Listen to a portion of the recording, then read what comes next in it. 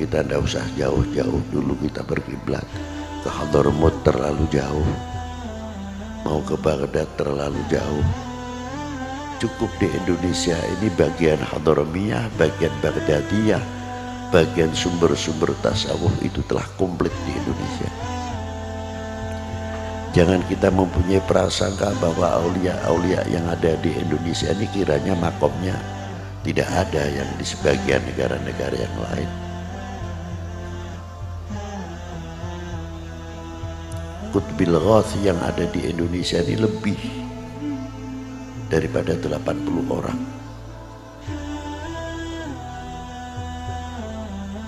Yang kutub banyak sekali, seperti Maulana Sultanul Aulia wal Arifin Sayyidina Imam Ibrahim Mahdum bin Ahmad Rahmatillah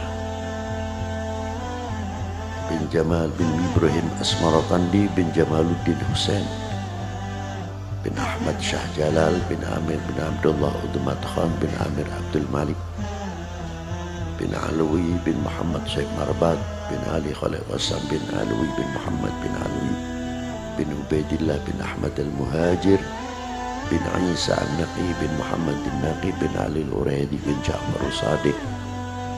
Ibunya Ja'far Sadiq adalah Sayyidah Marwah bintil Qasim bin Muhammad bin Abi Bakr Siddiq. Ayahnya Al-Imam Ja'far Sadiq Muhammad Al-Baqir bin Ali Zainal Abidin bin Husain Siddiq bin Ali bin Abi Talib wa bin Fatimah Zahra Al-Batul binti Rasulullah sallallahu alaihi wasallam Rasul. Jadi aulia-aulia wali tis'ah khususnya yang ada di Indonesia, Duriyah Azim Ali, Duriyah Sayyidina Imam Abu Bakr Siddiq, Duriyatul Fatimah, Duriyah Sayyidina Muhammad sallallahu alaihi wasallam. Beliau terkenal Sultanul Aulia fi zamani fil Jawa, Sunan Bonang. Yang kedua Maulana Hashim Sunan Derajat, itu termasuk. Yang ketiga Maulana Syarif Hidayatullah Sahib Jabal Jati, itu payungnya Indonesia, himayatul Indonesia, diantara dipegang sampai sekarang oleh beliau 3 hal. Dan diteruskan regenerasi.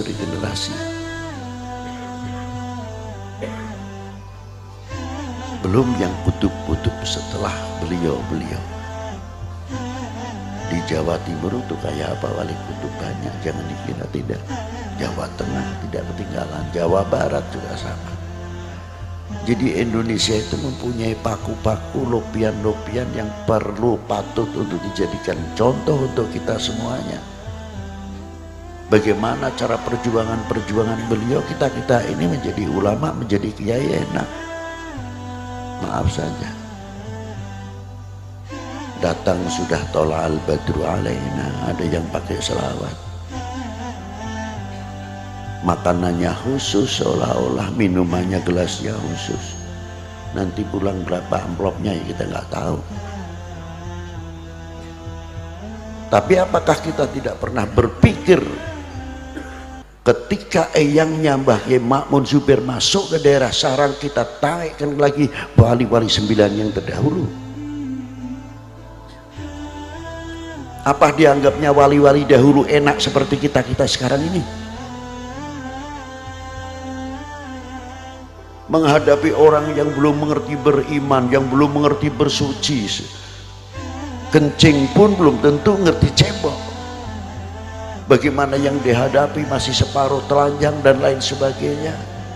Dengan tabah dan sabarnya, karena selalu mengharapkan orang itu baik, mendapat taufik wal hidayah dari Allah Subhanahu wa taala. Kita sudah pernah berhadapan yang begitu? Tidak.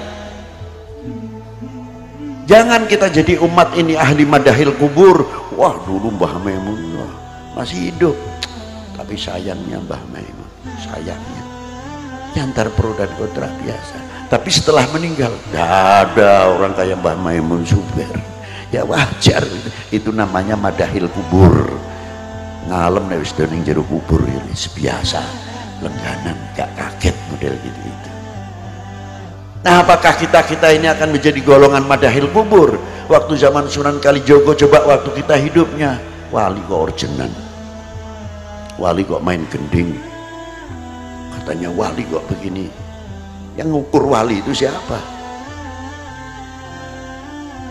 Sirullah yang diberikan kepada beliau. Seandainya kita hidup di zaman Sunan Kalijogo, mungkin orang paling ingkar kepada Sunan Kalijogo. Alhamdulillah kau tidak jumpai Sunan Kalijogo. Yang sekarang mengatakan Sunan Kalijogo, Masya Allah, wah, Masya Allah, luar biasa, sudah mati, tidak menangi kon negaraku. Bodoh.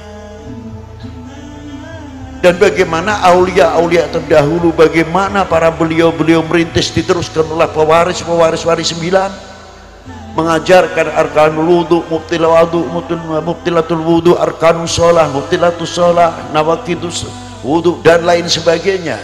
Dan memberikan satu contoh-contoh kiai-kiai kita di pegunungan-pegunungan. Tidak cukup dari itu saja, bagaimana para beliau merintis, membawa beliau murid-muridnya dengan tenaganya sendiri, dengan ongkosnya sendiri, dengan keuangannya sendiri. Bahkan santri yang ikut beliau tidak pernah mendapatkan sangu dari kedua orang tuanya, dijamin, ditanggung oleh para ulama-ulama kita, dikenalkan kepada para ulama, dikenalkan para habaib. Kita tahu selaku ahli bait tinggal dicintai, tinggal didemeni, teko diambung tangane, maaf bukan saya mengkritik,